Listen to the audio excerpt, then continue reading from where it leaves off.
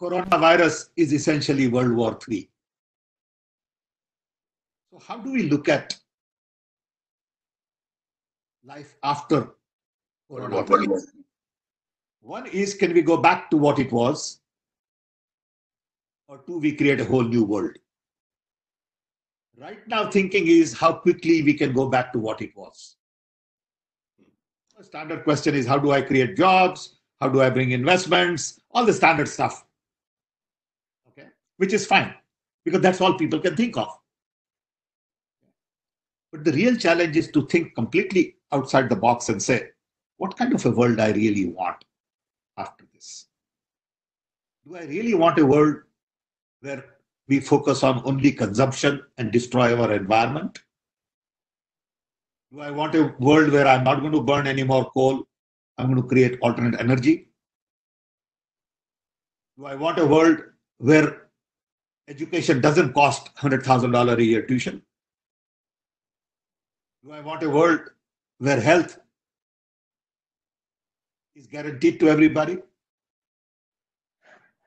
Do I want to create a world where rather than consumption, we focus on conservation?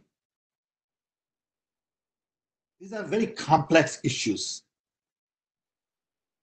So I think we need to take baby steps. First baby step is, how do we get everybody feel comfortable? That doesn't mean you'll get to a point where everybody will have a job. So you got to make everybody feel comfortable. And that can only happen if states intervene and guarantee certain minimum income to everybody. So first and foremost task ahead of us is to make our people feel comfortable, that you will have enough to eat, there will be security, safety, food, shelter, while we are going to work on building new world. So we need to think of complete transformation of education, health, of economy, of the idea of job. Job doesn't mean 40 hours a week. See, the beauty of it democratizes everything. Two, it decentralizes everything. It gives me power in democracy. It gives me information, but it also gives me power. So one, it democratizes information. Two, it decentralizes. And three, it demonetizes. So how do we create new models for everything we do, knowing clearly as to what is important and what is not important? So to me, the most important thing is environment. Opportunities in environment. Clean air, better forest, clean water, handling of garbage. That whole area of global warming, alternate energy, all that is one big opportunity. Second big opportunity is education. Kerala could be the hub of global education. Forget about Indian education. Kerala could be a hub of global health. You are blessed with great weather. You are blessed with great forest and trees and environment. You are also blessed with lot of talent, huge diaspora, great ocean front. You have everything going for you, except the mindset. Except the mindset. Okay. Yeah. We are locked up in certain mindset. Kerala is also a great example of diversity. Kerala is a great example of, secularism. Okay. I admire Kerala in many ways, but I have never had a chance to really express it in this way. How do we make Kerala a focal point of transformation? And we need to demonetize a lot of things. Telecom has already been demonetized.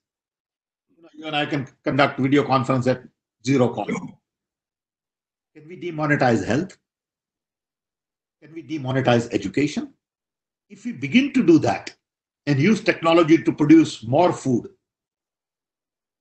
reduce cost of food, then you don't need to work 40 hours a week to live a reasonable life. Kerala has some great industries on clothing. There's some great textile and Traditional and all that, yes. all that. Handloom and things like that. Exactly. So that's one industry to build. Using new technology, using new tools, whether it is 3D printer or better graphics or better design or global market for luxury goods, all that is a huge global opportunity. Second industry would be food, whether it's Kerala's coconut or Kerala's fruits or Kerala's whatever. Can we really look at the entire food chain? Start from cultivation, not with chemical fertilizers, with biofertilizers, not by using modern technology as people call technology, but going back to basics, focusing on local genetic pool, local cow, local dung, okay, zero cost farming, because there is so much food value in the local genetic pool. The third area would be health, and we can work out the entire health architecture. Right from eating right, exercising, understanding yourself, controlling your weight, to using herbal medicine, to all the way to modern surgery.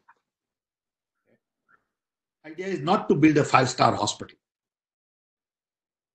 Idea is to create a wellness culture. And that doesn't mean only yoga and massage. Okay. See, we tend to just take one and go vertical and change everything else. You got to look at the entire value chain. Fourth, I would look at education. Fifth, I would look at your ocean front, whether it is creating better ports or fishery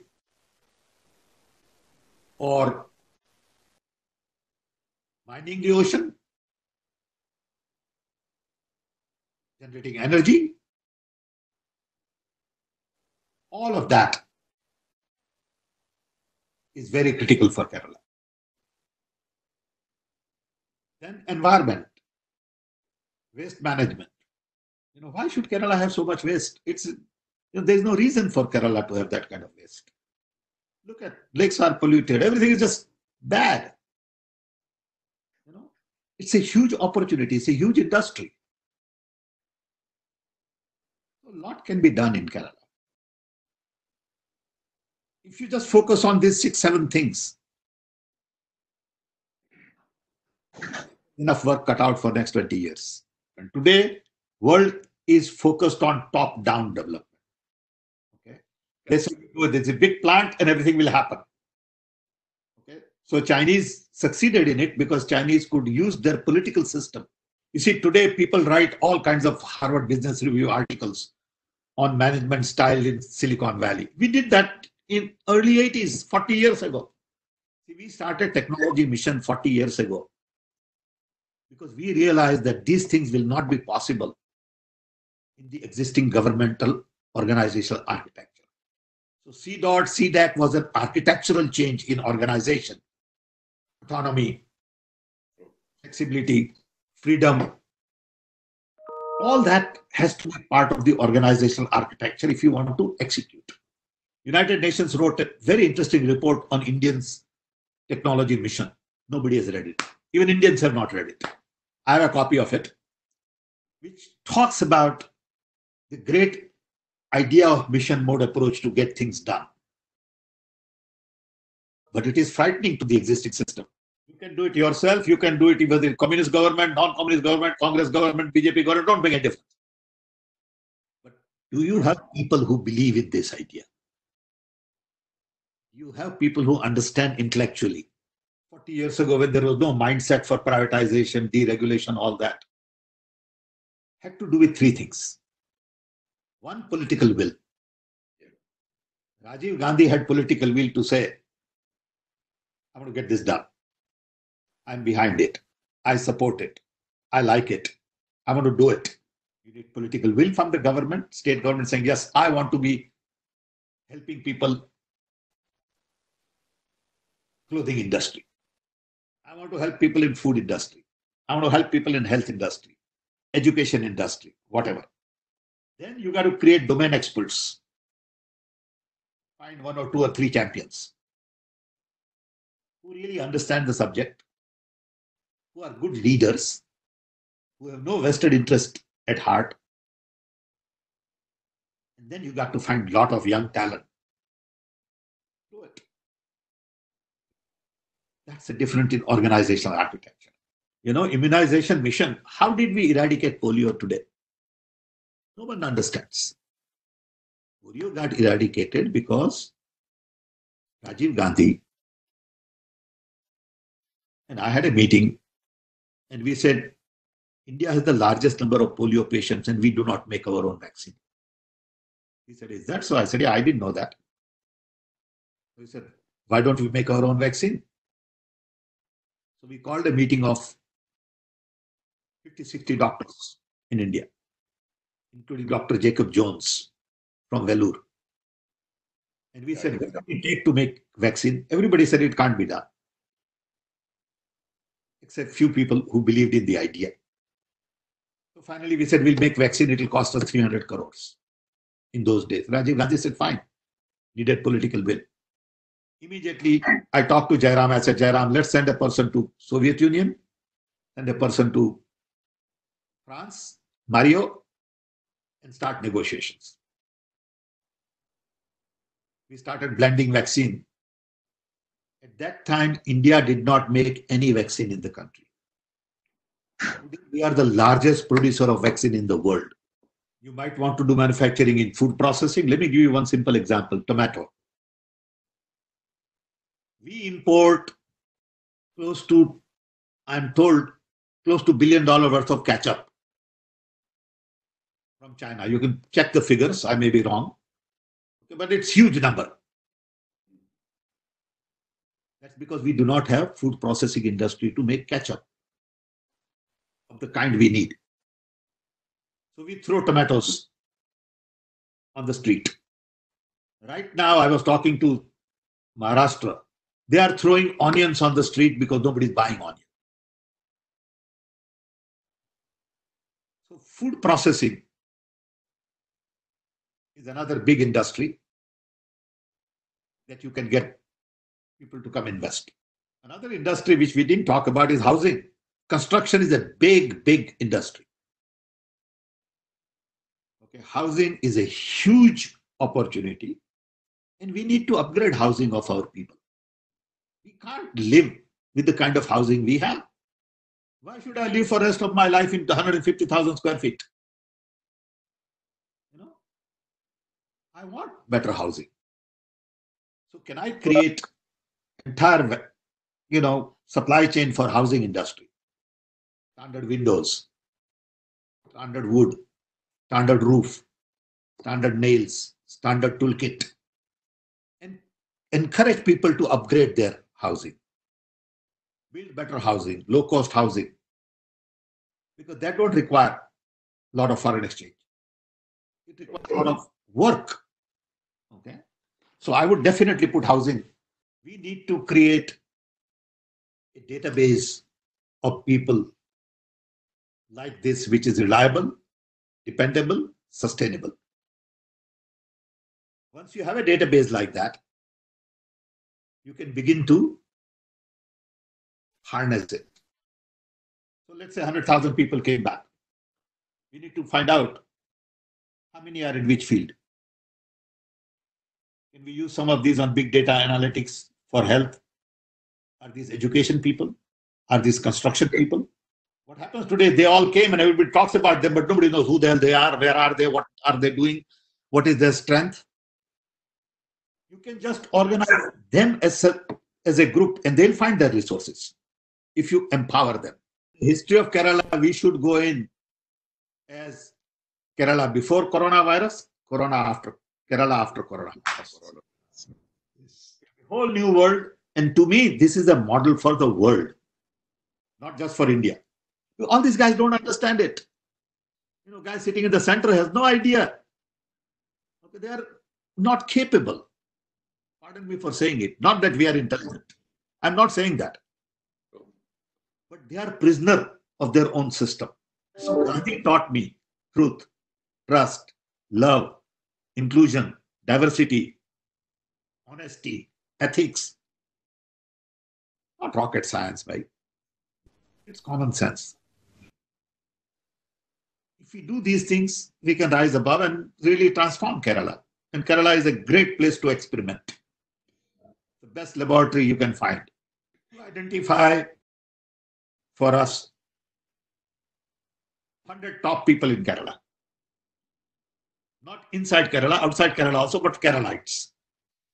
Let's identify 10 top in these 8-10 fields I'm talking about. Okay? Let's get those 100 people together and have a video call. One by one on domain experts. I just had Shashi Tharoor was on a call with me. We had 500 people on web. Okay. But Shashi Tharoor can do certain things. But he can't do what we are trying to do. You need that domain expertise. So, if we take Manorama is a great platform. I have had great relationship with them for many, many years in Rajiv Gandhi's time also. And they are a big institution in the country. Okay. And we need to capitalize on it for public good. Okay. So if we use Manorama as a platform and say, look, we are getting domain experts who has interest in Kerala. It doesn't have to be from Kerala. Anybody with interest in Kerala, he's our brother. Okay. And we are putting this domain expertise together. We are all going to have one big conversation. And then we're going to take domain at a time and decide what we want to do. It's a process. It won't require 3 days. It will require a lot more.